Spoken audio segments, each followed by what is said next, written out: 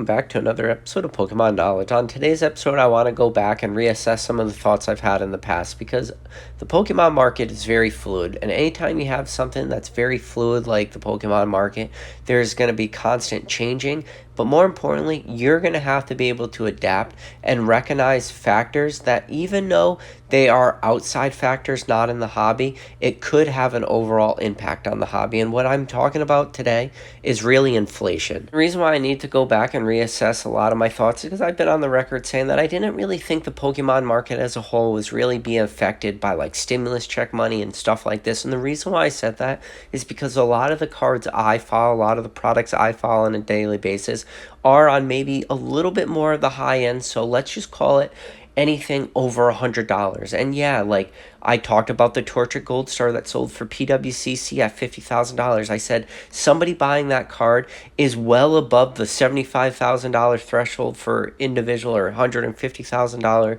threshold for a married couple in order to even be eligible for stimulus checks. So I said a lot of the buying pressure I'm still seeing on more of this high end, there's no way that a lot of this money is stimulus check money.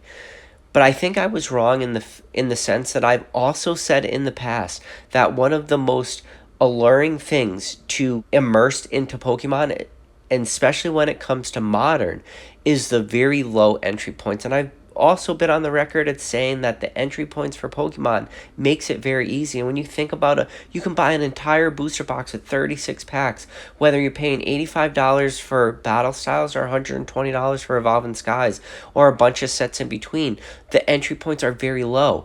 So what maybe I didn't really stop to think about is that when it comes to modern product, and especially the pullback we're seeing in modern product, maybe it is definitely possible that inflation is having a lot to do with the pullback in modern. And the reason why I say that is because, maybe some people, while they still do have some sort of entertainment budget or collecting or investing or however you want to look at your Pokemon, buying or selling, maybe that money, that pool of money, whatever was left over that you can splurge on Pokemon, maybe if it was $100, $200, $300 a month, which was still enough for you to go out and for $300 you can buy a booster box, you can buy 2 ETBs if there's one of each artworks, and then you can buy a couple individual packs or 3-pack blisters, or maybe you go and you can still got $100 left. Instead of doing any of that stuff, you go buy like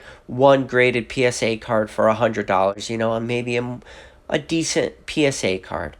So when you have people who had $300 left over, call it fun money or whatever you want to call it, as inflation starts to creep up and their daily bills start to pile up on them, and things like inflation really adds up over the course of a month when you add 5 to 7% on every single purchase you do. So maybe it is very possible that a lot of people who had that fun money, and maybe on the more low end, especially when it comes to modern type products, that money is now more or less being evaporated, and people just don't have that extra sort of cash to go out and buy Pokemon, because really, when you think about it, Pokemon is the definition of just a luxury product. It is not a necessity by any sense of the mean. While some of us might feel like it's a necessity, but that's a completely different story. If people can't afford product, then it hurts a lot of the arguments that I've put up for modern in the past. And one of the big arguments I put up for modern, for pro modern, is that people are actually opening this product, they're learning the sets, they're actively engaged in it, they're interested in it, and that could help the longevity of a lot of these modern products, is if people start to grow these emotional attachments to it. But if people just don't have the money, maybe they don't open any product, or they're opening a very small amount of it, so they're growing no sort of emotional attachment to it, and they don't even care what cards are in the set or anything. And if that is the case, that can be very detrimental in the very short term to the eventual long term for a lot of these modern products, if people just don't care about them at all. And if people start looking at a lot of modern products that start rolling out and they say, well, no, I'm going to skip this one, or I'll skip this product, I'll skip this one just because maybe money's tight right now because of all the inflation that's going on, These are real thoughts that I think have a lot of merit to it. And they're things that I don't think people are really talking about enough. And we don't know where this inflation, what we're currently seeing happen, is going to stop. Now, are we going to start to see some inflation really trickle down to other markets? Because, yes, I've talked about it in the past. For us as Americans or us in North America, the shipping and the transportation issues are way different than a lot of this product that needs to be shipped to other countries when you're talking about cargo ships and stuff like this, container ships, because there's a lot of port issues right now. You can see what's going on in the news in America, especially like off the coast of Los Angeles. There's just a ton of logistics issues happening, piling on top of these inflation issues. So it is potential that a lot of different companies can see some huge inflation numbers on their Pokemon sealed product, especially when it comes to modern stuff, just because of, like I said, the actual logistics of shipping. All this is actually happening. It's not stopping Pokemon from just printing a ton of products. So if Pokemon does continue to just print stuff into absolute oblivion, we're really going to start to see supply really creep up, but then demand is going to start to drop off more and more. So then there will just be this inverse thing, which is a complete opposite of what we saw at end of 2020, early 2021. At the end of 2020, early 2021, what did we see? We saw a ton of demand, but a very small amount of product. Now we're going to go to a ton of supply, but very little demand. So when you have that, hard change happen, who knows what it's really going to do on the overall Pokemon market. I think where a lot of this, especially when it comes to inflation, is going to hurt the most, like I said, is on more of the low end type stuff. I think maybe some of the more high end cards will be a little bit more risk averse, but it doesn't mean that we're not going to start to see major retraces in a lot of, the more vintage high end stuff. I think we're already starting to see huge retraces in the very mass produced vintage stuff, a lot of like the base set and the jungles and the fossils, but none of this is really coming as surprises for people. This wasn't a matter of if for a lot of those products, it's just a matter of when.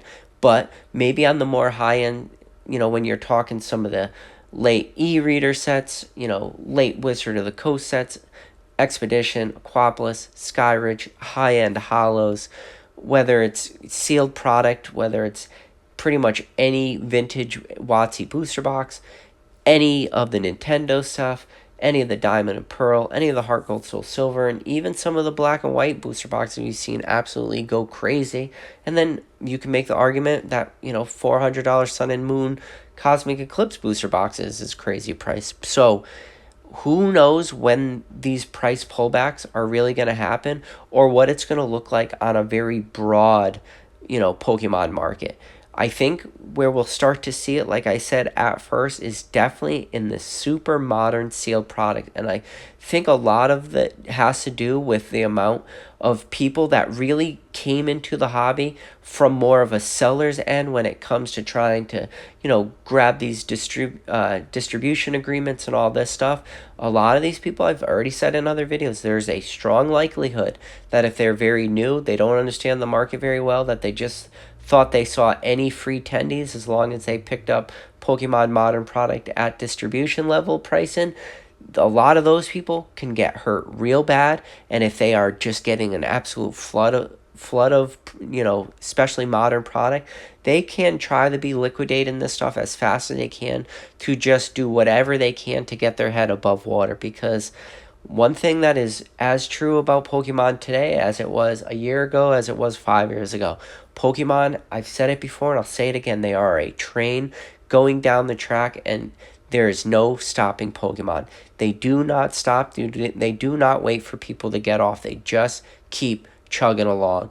And if people are not understanding of this, if they're not ready for this, it can be very daunting for people. So, like I said at the beginning of this video, there's a very high likelihood that I've come to a stronger realization that inflation could really be hurting a lot of people and really taking away a lot of that buying pressure that a lot of us have taken for granted when it comes to this super modern type of product. I think inflation is the only reason for what we're seeing happen in the hobby. No, of course not. I think there's a huge multitude of reasons, but you can't talk about every single reason in a video. You really have to just try to isolate one topic and talk about it. So in today's video, that's what we did. We talked about the potential impacts inflation could have on the hobby.